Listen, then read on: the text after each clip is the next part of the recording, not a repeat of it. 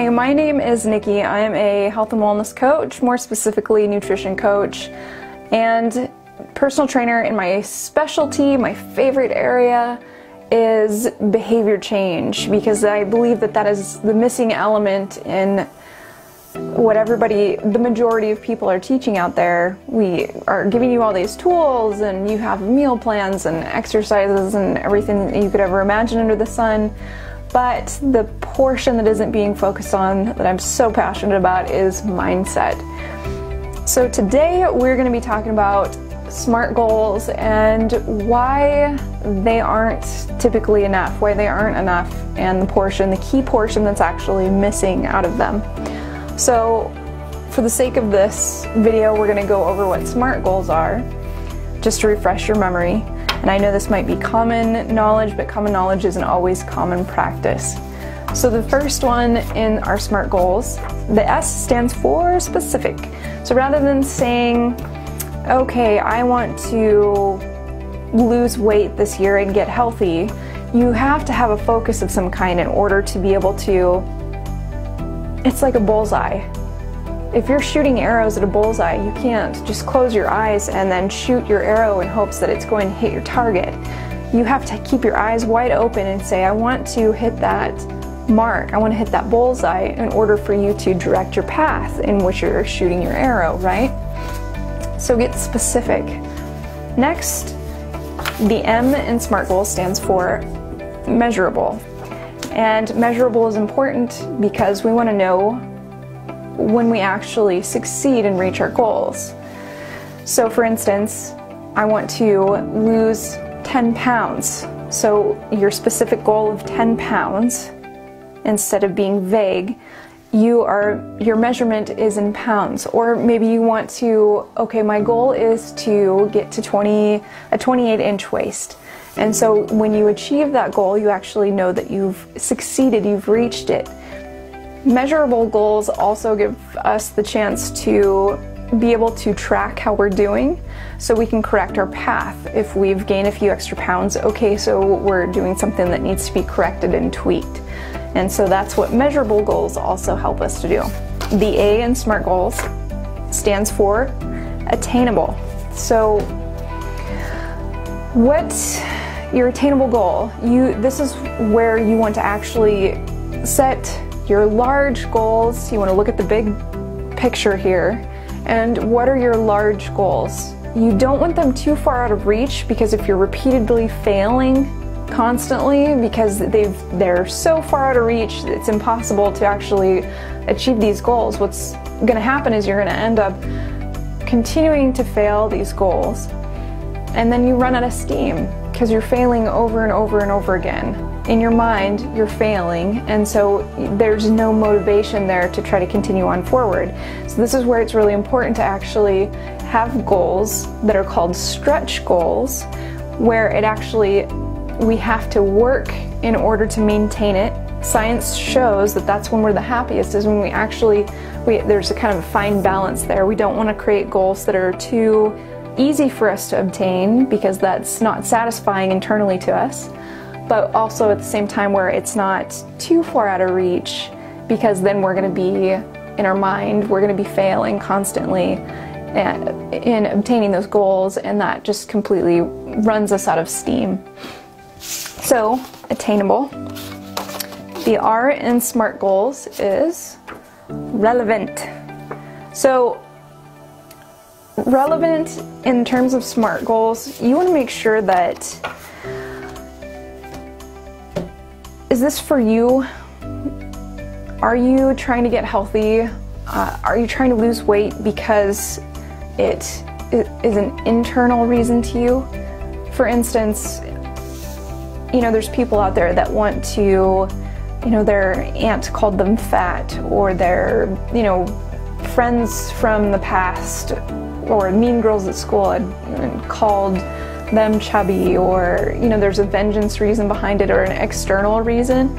And goals are more successful if it comes from within, and it's something you're trying to get healthy because you want to have a because it feels good, because you care about yourself and your health and you want to treat your body as a temple, and because you want to have a long life with your kids and your grandkids.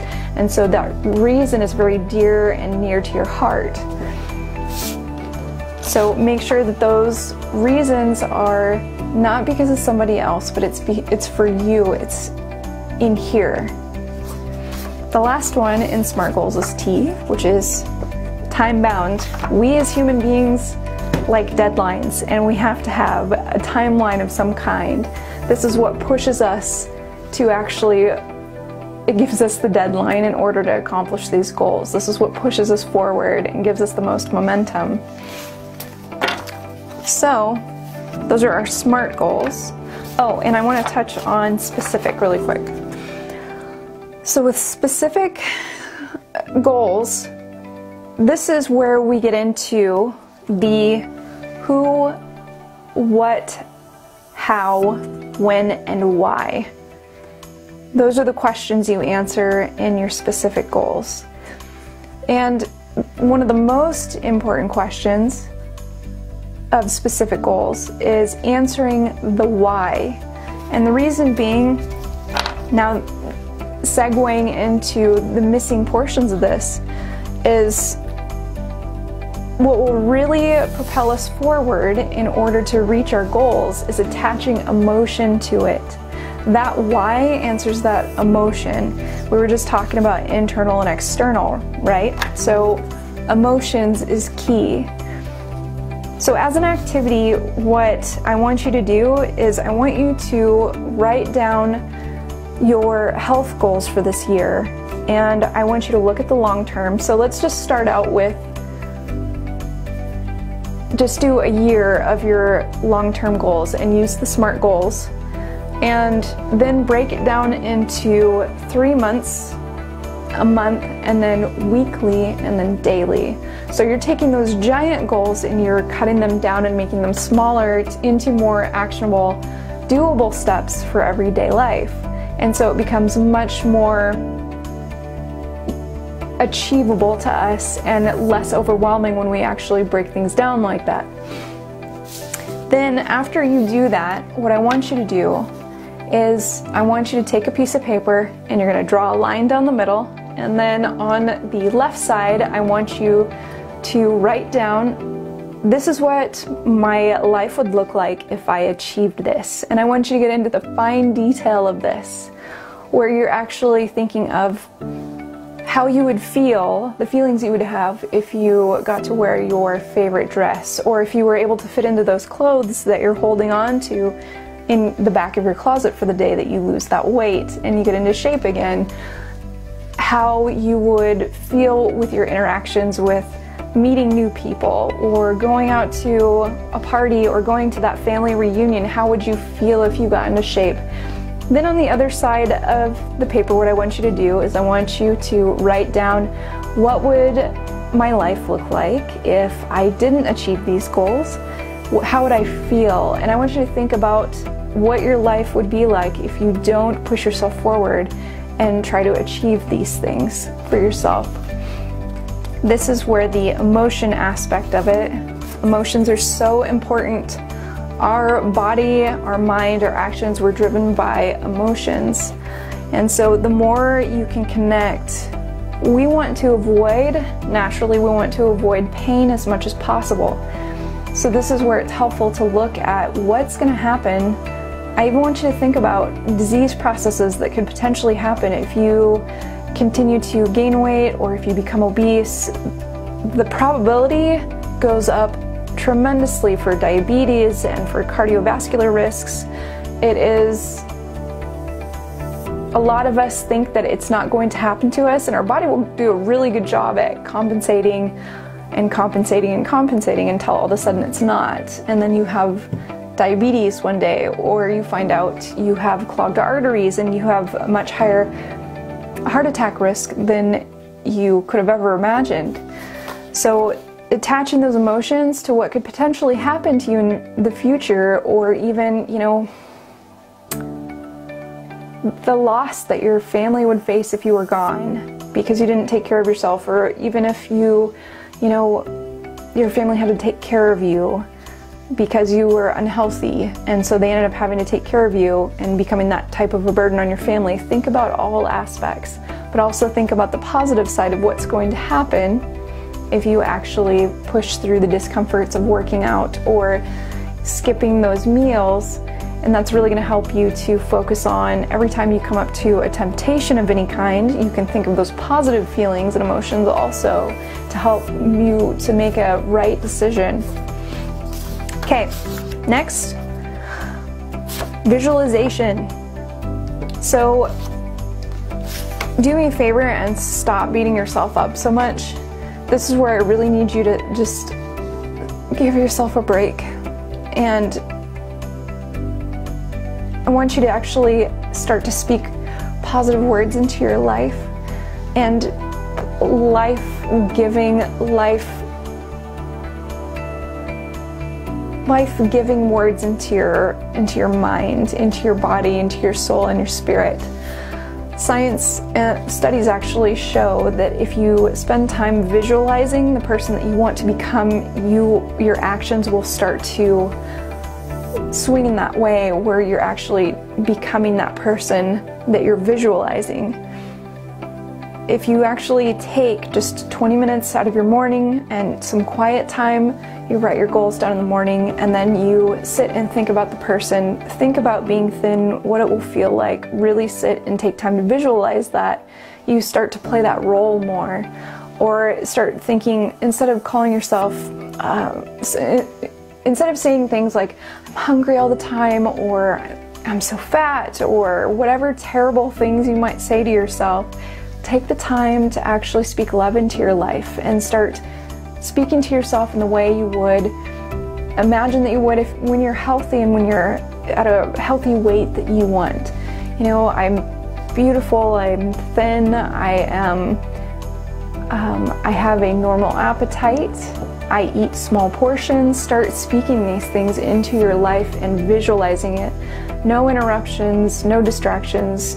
Keep your eyes closed and just think about what that life would be like, how you encounter your day, how you encounter instances where you might get hungry, and how you would deal with it the way you want to, with not gorging or not, you take the appropriate portion sizes. Think about how that person that you want to be would respond and act in those situations. Okay, next big predictor of you achieving your goals in the future is support. Sometimes, and I know this might be difficult for some of you, and you might not have the support you have at home. Maybe you have a significant other or a spouse that has no care to get healthy, and I want to speak into that really quick. I want to challenge you. I know it's hard, and I sympathize with you there. But at this point in your life, in mine too, we have to take responsibility for our own actions. No one around us can force us to eat bad. No one around us can force us to stay home and sit on the couch. It's up to us. Our health is in our own hands. And even though we might not get the support we need or want at home, we can find it in other places too. And so this is where I challenge you to go, and whether you have a local gym or just finding someone, there's running groups, there are health and fitness groups in your community, in your town, that you can find through Facebook or social media. And I promise you, there are supportive, wonderful groups like that, people that have things in common that will cheer you on and be positive and help support you in that area. But this is where I really need you to own it and not blame it on other people. If we really want to make change, this is where we have to own it. Our health is our responsibility. Okay, with those goals, the next thing, it doesn't stop there. When you make these goals, this has been a big lesson for me too. I've made goals time and time again, and then you fall off the wagon. But the thing is that I learned very quickly is that the world is ever changing. Things change around us all the time. Even though you make goals that are a year out, it's going to change. Life is going to change. Life happens. And so we have to re-evaluate. So the three things involved with setting the goals now, we have our goals down, but it involves action, constant action, evaluation, and revision. And so what I would challenge you to do is every week I want you to go revisit your goals and make sure that, like that bullseye I was talking about, that your arrow is aimed in the right direction, that you're pointing in the right direction. And that is how we stay on top of our goals and stay on track. Every morning getting up and saying, okay, so what are the action steps I need to take in order to get me closer to my goals? And then each week re-evaluating those goals in order to make sure that you're, because we're always going to kind of do this, swervy path, but what we're trying to avoid is too far off the path. And we want to try to tighten that line up so we have a faster path to our bullseye. And like I was talking about before, the most important aspects that people don't talk about or they don't focus on with all of this, I'm very passionate about our society and where it's at right now and fighting against what's going on in this epidemic that's happening. We are losing our consistency as a society, and we are losing our resilience. And by that I mean we naturally as humans want to take the path of least resistance, and I want to beat that. I want to get rid of that, and I want to help people eradicate that from their lives, because don't you agree that we could all use a little more consistency in our lives, and we can all use a little more resilience in our lives? I own that. I have days where I don't want to do anything, or something challenging comes my way, and I don't want to do this, that mentality, or that I want to give up attitude. But if we truly want to make a difference in our lives, and if we have to be able to make that difference in our lives in order to make the difference in people that we love in their lives.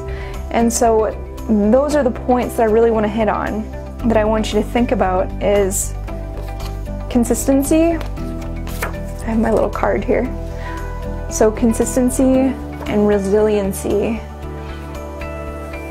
I want you to focus on getting to a place where you get excited about challenge. That's where we as a society need to try to get to, because without challenge, we will not grow as people. We will not become the person we want to be. Without challenge, without hardship, we will not get to those goals that we desire in our lives, that you deserve. You deserve to have a happy, healthy life. But to get there, you have to accept that there is going to be challenges and it's going to be hard. The last thing I will ever do, there's so many people out in social media right now, or the people that are selling things, that this is a common marketing thing that people say is, this is the fastest and easiest way to gain this. And I promise you, I will never ever say that to you, because true change and sustainable changes, it is work. And when you knock on the door of opportunity, you can expect work that will answer. And so that's what I want. I want to be so honest and forthcoming with people and get people to shift their mentalities back to this place of resiliency. And it becomes easier when you start pushing past those points and becoming mentally stronger than you have been. Okay, so back to the challenges. You're going to write out your goals, do your year plan, then break it down into 3 months, a month, weekly, and then you can do your daily action steps from there. Then I want you to be evaluating each week. Make sure that you're on your path, on your target, so that you're going to get to your goals faster. And I want you to spend each morning, about 20 minutes is all it should take. I know you can find that time. really planning out your day and visualizing, closing your eyes, getting that quiet time, and visualizing the person that you are going to become, that person you want to be, because then that shift starts to happen in your mind and your actions will start following when you start believing that's the person that you are. Okay, so do me a favor. I want you to take the time, sit down, write all these out. I've got a free download for you because I love you, and I want you to go through this process. I want you to start working on this, and I want you to start seeing changes in your life and knowing that you can actually do this. So do me a favor, go ahead and I want you to leave comments. Let me know how your experience is. Any questions, comments, interact with each other. Positive words, I always believe in when you give positive words out to people, it comes back around to you. And science also shows that we're happier people the more compliments or the more positive words that we put into other people's lives. So I challenge you to go and say something positive to a fellow friend or person on social media. If you feel like somebody would benefit from this, please do share and like the page. Follow me on social media, on Instagram. My 3 primary platforms are Instagram, Facebook, and Pinterest. So find me there if you want to see the latest stuff I've got going on. And don't forget to, I have a free 7 days to better health challenge, which I redid it because I wanted it to be more valuable, and so I did videos for each individual day, and there's lots of downloads and good stuff there. So my friend, I love you, and I just speak blessings into your day, and I hope this helped you. Let me know if it did, and you have an awesome day. Much love, my friend. I will talk to you soon.